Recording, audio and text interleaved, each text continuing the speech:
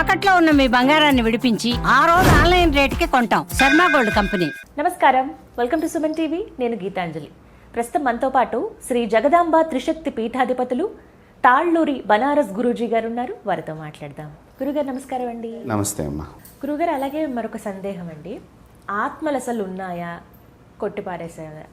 ఎందుకంటే చాలామంది మాకు తెలుసండి, కొన్నిసార్లు మాకు ఆత్మలు కనపడతాయని కొంతమంది అంటారు. ఆత్మలు ఏమేమి లేవు, అంతా మీ ఊహ, మీ భ్రమ, ఇవన్నీ కల్పించినవే అనేది కొంతమంది వాదన. ఎలా చూస్తారు మీరు? ఆత్మ అనేటువంటిది జీవుడు చనిపోయిన తర్వాత, వాళ్ళు మంచివాళ్ళు కానివ్వండి, చెడ్డవాళ్ళు కానివ్వండి, ఎవరన్నా కానివ్వండి, ట్రావెల్ చేసే లక్షణం, దానికి ఎక్కడికైనా ప్రయాణం చేసే లక్షణం ఉంటుంది. ట్రావెలింగ్లో గరుడ పురాణం ప్రకారంగా చనిపోయిన మనిషి ఒక్కసారి మన పైలోకానికి వెళ్ళి నేను చనిపోయానని ప్రజెంటేషన్ వేసుకుని కిందకు వస్తాడు, ఇంతకాలం పడుతుందని గరుడ పురాణంలో చక్కగా లెక్క కూడా చెప్పి పెట్టారు. ఈ ఆత్మ అంటే ఇప్పుడు మనకి ఆత్మ అంటే చెడ్డ ఆత్మ, మంచి ఆత్మ అంటే ఇప్పుడు మీరు అడిగిన విధానం ఏంటంటే దెయ్యాలు, కొందరగా పబ్లిక్ అర్థం అవడానికి భూతాలు, ప్రేతాలు ఇవన్నీ అంటున్నారు. ఒక్కొక్కసారి అది ఏ ఆత్మ అని తెలుసుకుంటానికి యువతల వాళ్ళు తెలియక కొంతసార్లు బాధపడుతూ ఉంటారు. కొన్నిసార్లు మంచి ఆత్మలు కూడా మనకి దర్శనమిస్తాయి, అవి మన చేత మంచి చేయించడానికి వస్తూ ఉంటాయి. కొన్నిసార్లు బాధింపబడటానికి, మనకు ఆ కర్మదోషం ఉంది కాబట్టి దాని ద్వారా బాధింపబడటానికి, ఆ బాధపడ్డటువంటి వారే చనిపోయి వీళ్ళకి ఆత్మగా వచ్చి పట్టుకుని పీడించేటువంటి లక్షణం చనిపోయే ముందర ఉండేటువంటి మనిషి యొక్క కోరికను బట్టి ఇవి ఆత్మగా ప్రయాణం చేస్తూ ఉండే లక్షణాలు ఎక్కువగా ఉంటాయి. మామూలుగా అసలు కళ్ళకి కనిపించవు అని అంటారండి, కానీ కొంతమంది నక్షత్రాల్లో పుట్టిన వాళ్ళకి లేకపోతే ఈ జాతకులు కనబడతాయి అంటారు. ఇప్పుడు కళ్ళకి కనిపించవు అంటే, ఇప్పుడు మనం ఇక్కడ కూర్చున్నామమ్మా, మన కళ్ళకి ఏమైనా సూక్ష్మజీవులు కనిపిస్తున్నాయా? సూక్ష్మ అంత కనిపించవు అంటే అవి లేవా? ఇప్పుడు ఇక్కడ మన చర్మం మీద కూడా, మనం ట్రావెల్ చేసి వస్తే మన వస్త్రాల మీద కూడా కొన్ని రకాలైనటువంటి ఇన్ఫెక్షన్కి సంబంధించినటువంటి దాన్ని మైక్రోస్కోప్లో వాళ్ళు చూడటం మూలకంగా ఇవి ఉన్నాయి అని చెప్పగలుగుతున్నారు. దానికి ఒక పరికరం చేసుకున్నారు కదా వాళ్ళు. నువ్వు పరికరం లేకుండా చెప్పు, ఉన్నాయో లేవు. నువ్వు పరికరం చేసుకున్నావు కాబట్టి దాన్ని మైక్రోస్కోప్స్లో చూసి ఈ యొక్క లక్షణాలు ఈ యొక్క విధంగా ఉంది, ఇది క్రిమి అని నువ్వు ఐడెంటిఫికేషన్ చేసి దాని లక్షణాలు, దాని బాధలు అన్నీ నువ్వు చెప్పగలుగుతున్నావు. దాన్ని తెలుసుకున్నటువంటి వారు అది ఆత్మ ఉందా లేదా అనేటువంటిది వీళ్ళ దగ్గర కూడా మైక్రోస్కోప్స్ ఉంటాయి, చెప్పగలిగిన వాళ్ళ దగ్గర. ఈ మైక్రోస్కోప్స్ మీరు అనుకున్నట్లుగా ఏవో అద్దాలు లాంటివి మాత్రం అనుకోమాకండి. ఎలా ఉంటాయి? ఆత్మ పట్టినటువంటి వ్యక్తిని చూడంగానే వీళ్ళకి అర్థమైపోతుంది. ఒక దెయ్యం పట్టింది అని అనుకుందాం. అవతల వాళ్ళల్లో ఇప్పుడు సమాజంలో ఏదో చెప్పుకునేటువంటి ప్రకారంగా ఏంటంటే వాళ్ళు చాలా ఇదిగా ఉంటారు, అదిగా ఉంటారు, ఇదిగా ఉంటారు. ఒక్కొక్కసారి దెయ్యం పట్టిన వాళ్ళు కూడా మనతో చాలా మంచిగా మాట్లాడుతూ ఉంటారు, ప్రేమగా, నిజంగా ప్రేమనట్టుగా మాట్లాడుతూ ఉంటారు. ఒక్కొక్కసారి వాళ్ళు మనల్ని లొంగ తీసుకునే ప్రయత్నం చేస్తూ ఉంటారు మనకు తెలియకుండా. ఇది ఆత్మ యొక్క, అవతల యొక్క ఆత్మ యొక్క శక్తిని బట్టి మనం దాని లోపలికి వెళ్ళేటువంటి ఇబ్బంది కలుగుతుంది, దాని బలాన్ని బట్టి.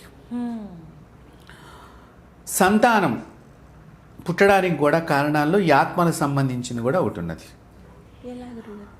ఇప్పుడు మీరు నా దగ్గర డబ్బు తీసుకున్నారు, నాకు డబ్బు ఇవ్వలేదు, తిరిగి రోజు అమ్మ డబ్బు ఇస్తారని నేను అడుగుతున్నాను, ఇవ్వలేదు. ఈలోగా మీరు నాకు ఇవ్వలేదని చెప్పి నేను బాధపడుతూ నాలో స్టార్ట్ అవుతుంది. దిగాలు పడిపోయి, రోగాన్ని పడి, మంచాన్ని పడి, నేను మీ దగ్గరికి మనిషిని పంపించిన ఇచ్చేది ఏమిటి అని నేను అన్నప్పుడు, నేను చనిపోయి మిమ్మల్ని పట్టుకుని మిమ్మల్ని పీడిస్తాను. నేనప్పుడు నా డబ్బు గురించి ఒకటి అలా కూడా చేయవచ్చు.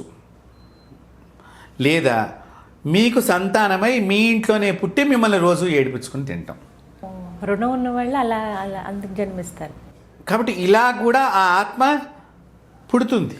తర్వాత కుక్కలు కూడా మనిషి రూపంగా పుట్టేటువంటి సందర్భంలో మనం ఇప్పుడు అందరూ కూడా మంచాల మీద, ఒళ్ళల్లోనూ, ఇంకా నెత్తి మీద కూర్చోబెట్టుకుంటున్నారు కదమ్మా. ఈ ప్రేమకి అవి కూడా అలా చేయటానికని అవి కూడా తలుచుకుని మళ్ళీ మనకి పిల్లలుగా పుడుతూ ఉంటారు. ఇంట్లో పెంపుడు జంతువులు ఇప్పుడు కూడా మనకు సంతానంగా పుట్టచ్చు. పుడతాయి. ఇలా అన్ని చాలా ఈ ఆత్మ అనేటువంటి దానికి చెప్పడానికి చాలా ఉన్నాయి. రెండవది ముఖ్యంగా ఒక ఆత్మ ఒక మనిషిని పట్టుకున్నది అంటే చెడుగా బాధించడానికి పట్టుకుంది అంటే అది తెలుసుకోవాలి అంటేనే దగ్గరగా మనకి అంటే కొంచెం తొందరగా తెలుసుకునే వాళ్ళు ఒక పద్ధతి ఉంటుంది, కొంచెం కష్టతరంగా తెలుసుకునే వాళ్ళ పద్ధతి అంటే 1 సంవత్సరం అయిపోతుంది. సంవత్సరం? అమ్మో. ఈ ఆత్మలు పట్టుకుంటానికి ప్రధానమైన కారణం జుట్టు విరబోసుకోవటం ఒకటి. రెండవది తలస్నానాలు చేసి జుట్టు విరబోసుకుని ఎక్కువ మంది తిరగని ప్రదేశంలో సంచరించటం. తర్వాత ఒక్కొక్కసారి మనం ట్రావెల్ చేస్తూ ఉంటాం. ఈ ట్రావెలింగ్లో మనకి బహిరంగ ప్రదేశానికి మగవాళ్ళు కానీ ఆడవాళ్ళకి కానీ వెళ్ళేటప్పుడు మన ఫ్యామిలీతో వెళ్ళాల్సి వస్తుంది. ఎక్కడో కొద్దిగా లోపలికి వెళ్ళినప్పుడు ఆ ప్రదేశంలో వీళ్ళు తలంటు పోసుకుని ఇట్లా జుట్టేరు పోసుకుని ఉన్నా కూడా వీళ్ళని ఆవహించడానికి అది ప్రయత్నం చేసే లక్షణం ఒకటి ఉంటుంది. ఇంకొక విధానం, మనిషి యొక్క అస్థికలను కానీ ఏ జంతువు యొక్క అస్థికలను కానీ మనిషి దాటిన తొక్కిన దాని ప్రాయశ్చిత్తం చేసుకోకపోతే ఆత్మ దగ్గరకు రావటానికి అవకాశం ఏర్పడుతుంది. వారికి వారు గుర్తించొచ్చా అండి చెడాత్మ లేకపోతే ఏదో ఒక వాళ్ళకి తెలియదు, అసలు తెలియదు. వాళ్ళు మీతో చక్కగా నవ్వుతూ ఉంటారు, మాట్లాడుతూ ఉంటారు. ఈ ఆత్మ పట్టిన వాళ్ళు ఆహారం సరిగ్గా తీసుకోరు. ఒకటి, ఇచ్చింది చల్లారిపోయేదాకా అలా పెట్టుకుని కూర్చుంటారు, లేదా ఇచ్చిన దాన్ని తిరిగి మన మొహాన్ని కూడా కొడతారు ఒక్కొక్కసారి. ఇలాంటి సంఘటనలు జరుగుతాయి. రెండవది, మాంసాహారం తినాలి అనేటువంటి లక్షణం బాగా బలపడుతూ ఉంటుంది మనిషికి. ఎక్కువగా దాని యందు అనురక్తి కలగటం, దాని యందు ఆస్వాదన కలగటం అవి జరుగుతూ ఉంటాయి. ఏదైనా భగవంతుడికి సంబంధించిన ప్రసాదాన్నో కుంకాన్ని తీసుకొచ్చినప్పుడు తర్వాత పెట్టుకుంటాను అని అబ్జెక్షన్ చేస్తూ అక్కడ పెట్టు ఇక్కడ పెట్టు అని నవ్వుతూనే ఉంటారు. కానీ అది మనతో అలా చేస్తూ ఉంటుందనేది మనం గమనించుకోలేము. ఒకవేళ బలవంతంగా పెట్టినప్పుడు దాని ప్రభావాన్ని అది వ్యక్తం చేయడానికి సిద్ధమవుతుంది. సో ఆత్మలు మనల్ని ఆవహించడానికి గల కారణాలు అనేకమైనటువంటి ఉన్నాయి. ముఖ్యంగా చెడ్డ ప్రదేశాల్లో చెడు సమయాలలో మనం వెళ్లకుండా ఉండటం చాలా ముఖ్యము. ఇవి జరగకుండా ఉండాలంటే ఈ ఆత్మ పట్టినప్పుడు మనిషి దాన్ని ఎలా గుర్తించాలి అంటే, ఇంట్లో దీపం తొందరగా కొండెక్కుతూ ఉంటుంది. తర్వాత దేవతా ఫోటోలు కానీ చనిపోయినటువంటి వారి ఫోటోలు మన ఇళ్లలో అవి వాటందరికి అవే కింద పడిపోతూ ఉంటాయి. కొన్ని సందర్భాల్లో జరుగుతాయి. తర్వాత ఆ దేవుడు మందిరానికి వేసినటువంటిదో లేకపోతే ఆ దేవుడు ఫోటోకి వేసినటువంటిదో, ఇప్పుడు మనం చందనాలతో పూసలతో మాలలు చేసి కొంచెం ఫ్యాన్సీగా అట్లా పెద్దలు చనిపోయినటువంటి వాళ్ళ ఫోటోలు కూడా వేస్తున్నాం కదా, రోజు దండ వేసే బదులు ఇది అందంగా ఉంటుందని. ఆ దండలు కూడా మీరు మేకుతో గుచ్చినవి కూడా అది తెలియకుండా పడిపోయింది, ఎట్లా పడిపోయిందనే ఒక అనుమానం వచ్చేటట్టుగా పడిపోతుంది. ఇంట్లో నెగిటివ్ ఎనర్జీ ఉంది అంటే ఇవన్నీ జరుగుతూ ఉంటాయి. ముఖ్యంగా తులసి చెట్టు చాటుకు వెళ్ళిపోతుంది. రెండోది, పువ్వుల చెట్లు ఎండిపోయే లక్షణాలు కలుగుతూ ఉంటాయి. తర్వాత పెంపుడు జంతువులు లేకపోతే ఎక్వేరియంలో ఉన్న చేపలు చచ్చిపోతూ ఉంటాయి. ఆత్మలు ఇంట్లో సంచరిస్తాయి అని చెప్పడానికి, లేకపోతే ఈ ఇంట్లో ఎవరికైనా చావు దాపురిచ్చిందని చెప్పడానికి కూడా ఇవి సంజ్ఞ. కానీ ఇళ్లలో ప్రతినిత్యం దీపారాధన చేస్తూ ఉంటాం, అయినా కూడా ఇలాగే ఉంటుంది. ఒకటి గుర్తుపెట్టుకోండి, దీపారాధన మనం చేసే సందర్భాల్లో ఎంత జాగ్రత్తగా చేస్తున్నాం, ఏ విధంగా చేస్తున్నాము అనేటువంటిది, ఏ సమయంలో చేస్తున్నాము అనేది కూడా ఒకటి ముఖ్యము. ఇప్పుడు ఈ నెగిటివ్ ఎనర్జీ ఎక్కువగా ఉండటం కారణం ఏంటంటేనమ్మా, ఇంట్లో మనం ఒక రకంగా అంటే మా చిన్నతనాల్లో ఎప్పుడన్నా ఎవరన్నా మాంసాహారం తినేవాళ్ళు కూడా తినాలంటే గడ్డివామ దగ్గర తినేవారు. అక్కడనే వాటికి వేరే గిన్నెలు ఉండేవి. వాళ్ళు అంటే మేము గమనిస్తుంటే వాళ్ళు భయపడిపోయి ఏదో దాచుకున్నట్టుగా అది వాతావరణం అలా ఉండేది. అంటే మనం రోడ్డు మీద నుంచి ఎడుతున్నా మనం ఆ దొడ్లో, ఈ పూర్వకాలం ఆ దొడ్లోంచి ఈ దొడ్లోంచి అలా చుట్టాలు ఇంటికి పెడుతూ ఉండేవాళ్ళం. ఆ సమయంలో గబగబా వాళ్ళు సర్దుకుంటాం, ఓహో మనకు అర్థమైపోయేది. మరి ఇప్పుడు ఆ పదార్థం వాళ్ళు అప్పుడు ఇంట్లోకి తెచ్చుకోకూడదని అక్కడ పెట్టుకుని తిన్నది. అంటే శవం ఇంట్లో ఉంటేనే భోజనం చేయకూడదు అని చెప్తోంది. మరి ఇప్పుడు చచ్చిపోయినటువంటి జీవిని తీసుకొచ్చి ఇంట్లో పెట్టుకొని మళ్ళీ అది మిగిలిపోయిందని ఒక దాచుకునేటువంటి డబ్బాలో దాచి నేను దీపారాధన చేశాను, తలస్నానం చేశాను, మంచిగా పూల డెకరేషన్ చేశాను అంటే దైవానికి సంబంధించిన శక్తి ఆ రోజు మన ఇంట్లో ఉండదు. మరి ఇప్పుడు చెప్పండి, దీపారాధన చేస్తున్నాం కదా అంటే ఇందువలన నెగిటివ్ ఎనర్జీ ఇంట్లో లోపలికి ప్రవేశించడానికి, మన పిల్లల మాట వినకపోవటానికి గల కారణాలు కూడా వీటిల్లో వెన్నీ. ఇక్కడ ఒక ప్రశ్న అడుగుతారు గురుగారు, చెప్పండి. అంటే మిమ్మల్ని అడ్డుకుంటున్నానని కాదు కానీ, మరి అమ్మవార్లకు బలి ఇచ్చేటప్పుడు అప్పుడు కూడా దీపారాధనలు అవి చేస్తూ ఉంటాం కదా, ఇంట్లో అమ్మవారిని పెట్టుకున్నామండి, ఇలా మాంసాహారం బలిస్తామండి అనుకుంటారు, మరి అక్కడ కూడా అదే జరుగుతుందిగా? అమ్మవారి బలిమ్మని మనల్ని పిలిచి అడిగిందా? అడగలేదు. మనంగా నేను ఇది ఒకటి ఇస్తున్నాను ఇస్తున్నాను అన్న తర్వాత నువ్వు ఎవరికి ఇస్తారని చెప్పినావు? అమ్మవారికి. మరి దాన్ని మళ్ళీ తిరిగి ఎందుకు వెనక్కి తెచ్చుకుంటున్నావు? అందరిని పిలిచి భోజనాలు కూడా పెడతారు. కానీ తిరిగి తెచ్చుకుంటున్నావు అంటే అమ్మకి ఇవ్వలేదు. ఒకటి ఇచ్చేయటం అంటే ఏమిటి, దానం చేయటం అంటే ఏంటి, ఇచ్చేయటమే ఇంకా పూర్తిగా. దాని మీద మనకు హక్కు లేదు కదమ్మా, ఆశించకూడదు. ఒకటి బలివమని కూడా ఋషులు చెప్పలేదు మనకి కలియుగంలో. జంతు బలులు కానీ ఇది మనుషులు వారంతట వారు ఒక ఆచారంగా పెట్టుకున్నారు అంతే అండి. కొన్ని సందర్భాలలో ఒకసారి ఏమవుతుందంటేనేమో కొన్ని పనులు జరగనప్పుడు, మొండిగా ఇక ఎంత మంత్రాలతో కూడా జరగనప్పుడు తాంత్రిక ప్రయోగం అనేటువంటిది ఒక ఉన్నది. దానిలో ఈ విషయాలుగా ఇలా ఇలా చేస్తే ఏమని అంటే ఏంటి, అప్పటిగాని తృప్తి, ఇప్పుడు ఆవకాయ ముద్దపప్పు కలుపుని తింటే కమ్మగా కడుపు నిండినట్టుగా అనిపించినట్టుగా ఓ తృప్తి కలగాలని భావాన్ని చెప్పడానికే తప్ప బలుల్ని ప్రోత్సహించాల వేదాలు ఇప్పుడు కూడా. సాత్వికంగానే ప్రోత్సహించినాయి, సాత్విక ఆరాధనతోనే ప్రోత్సహించినాయి. కాబట్టి ఇక్కడ బలులు అనేటువంటి మాటను మనం అసలు దీనిలో తీసుకోవాల్సిన అవసరం లేదు, మనం దాన్ని పాటించాల్సిన అవసరం. చెడాత్మలు అంటే ఇలా ఉంటుందని చెప్పారు, మరి మంచి ఆత్మలు వస్తే సంకేతాలు ఏవైనా తెలుస్తాయా? మంచి ఆత్మలు రావటానికి గల కారణాలు సంకేతాలు అంటే స్వప్నం ద్వారా కనిపిస్తూ ఉంటారు. ఒకటి అంటే ఏదో అడగటానికి వాళ్ళు వచ్చినటువంటి భావాన్ని వాళ్ళు చెప్తూ ఉంటారు మనకి.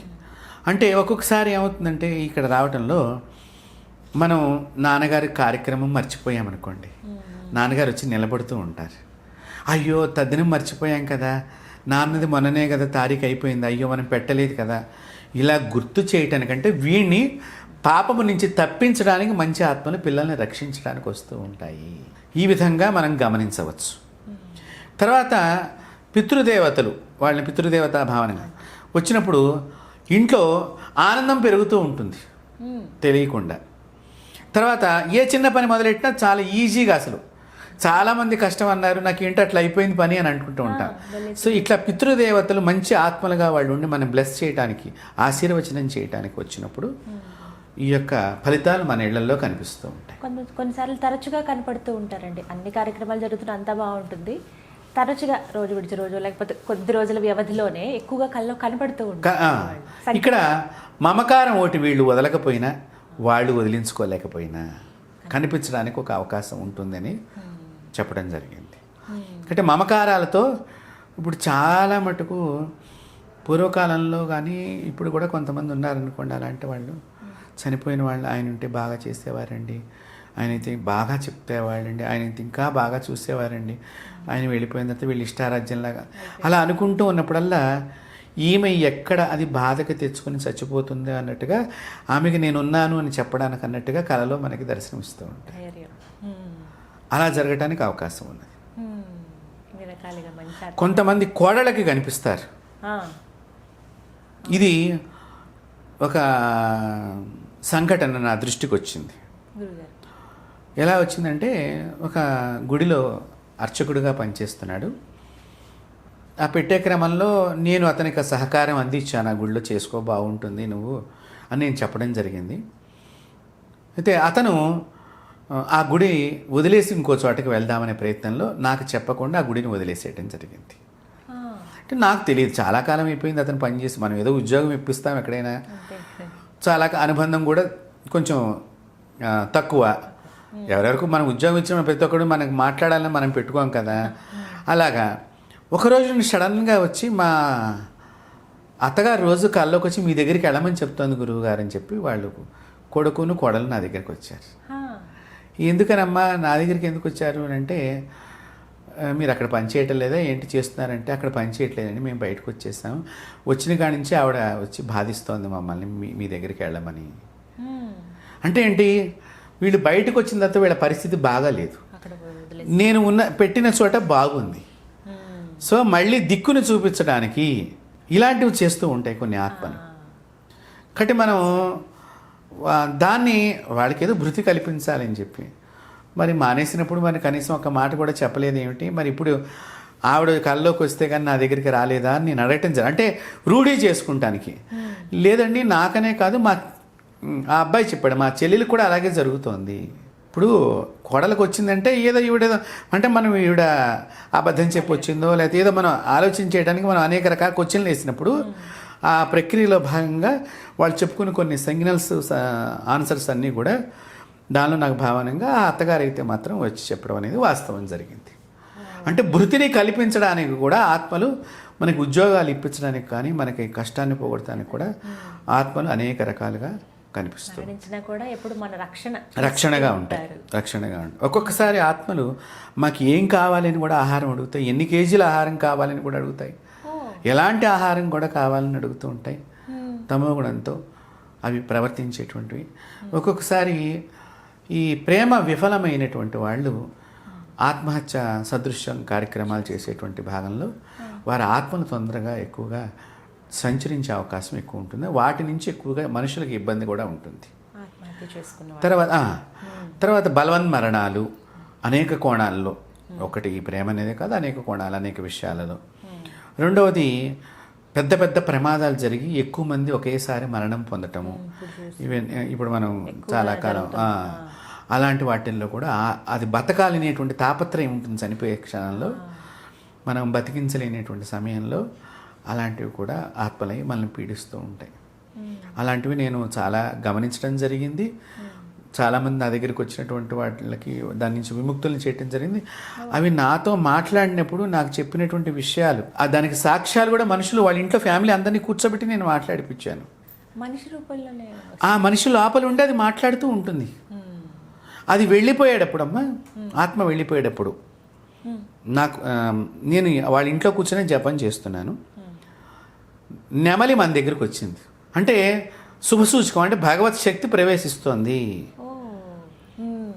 అలాగే వీళ్ళ మీద నుంచి వెళ్ళిపోయేటప్పుడు అది ఏదో ఒకటి చేసుకుని వెళ్ళిపోవాలి. వాళ్ళ ఇంట్లో వాళ్ళు పల్లెటూళ్ళలో ఉంటారు. కోడి చనిపోవటము, తర్వాత పాము ఇంట్లోంచి బయటికి వెళ్ళిపోవటము, ఇవన్నీ చిహ్నాలన్నమాట. చెడు వెళ్ళిపోతుంది అని చెప్పడానికి చిహ్నాలు.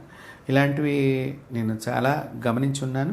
ఇదేదో పల్లెటూళ్ళలో నమ్ముతారండి, దెయ్యాలు పట్టణంలో ఉండరండి అనుకుంటారు. కానీ పట్టణంలో కూడా చాలామంది మీద ఆత్మల ప్రభావం ఉన్నది. అది నేను చాలామందిని గమనించి, మీరు పలానా చోటకి వెళ్ళండి అని. నేను మామూలుగా చాలా సింపుల్ సిటీగా నేను ట్రావెల్ చేస్తూ ఉండేటప్పుడు కూడా బస్సుల్లో కానీ రైల్లో కానీ గమనించినప్పుడు వాళ్ళు ఇలా ఇంకా అదొక రకంగా చూస్తారు. అది అర్థమైపోతుంది, మనం వీడు గమనించాడు అనేటువంటి భావన. కాబట్టి బట్ మనం వాళ్ళ పేరెంట్స్కి వాళ్ళకి చెప్తే వాళ్ళు బాగుంటారన్న ఒక ఉద్దేశ్యంగా చెప్పడం జరిగింది. కాబట్టి ఇవి మీ అనుభవంలో చాలా ఉన్నాయి అయితే. చాలా. మా నాన్నగారు కూడా ఆత్మల్ని వదిలించిన సంఘటనలు మేము చూడటం జరిగింది.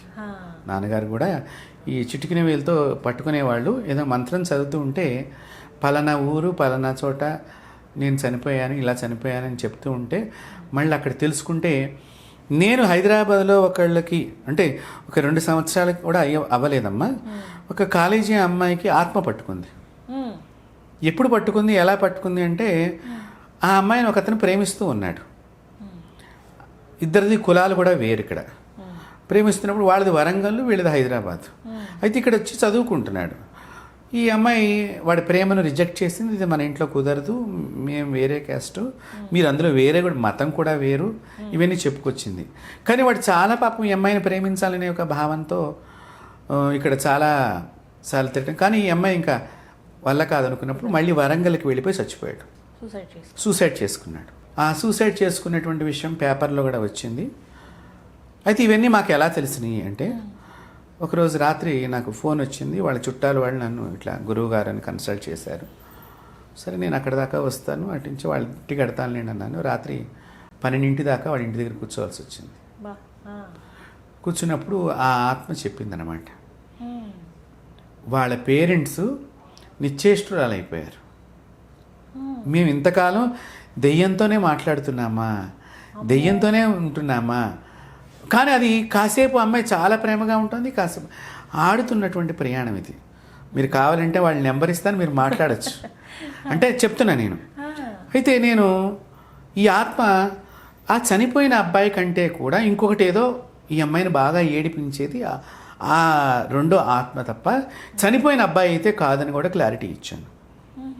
ఇచ్చినప్పుడు ఆ ఆత్మ నాతో మాట్లాడటానికి, ఇంకొక ఆత్మ ఏదైతే మాట్లాడటానికి ఉన్నదో ఆ ఆత్మ చెప్పింది, నా కొడుకు చచ్చిపోయాడు కాబట్టి నేను అన్నం తినకుండా 41 రోజుల నుండి నేను కూడా చచ్చిపోయి ఈ అమ్మాయిని పట్టుకున్నాను అని చెప్పింది. అంటే ఏంటి, ఇప్పుడు తల్లి చచ్చిపోయి ఈ అమ్మాయిని ఆవహించింది. అంటే తల్లి చనిపోయి పట్టుకున్నది అంటే ఇది జస్ట్ 1.5 year క్రితం జరిగినటువంటి విషయం నేను చెప్తున్నాను.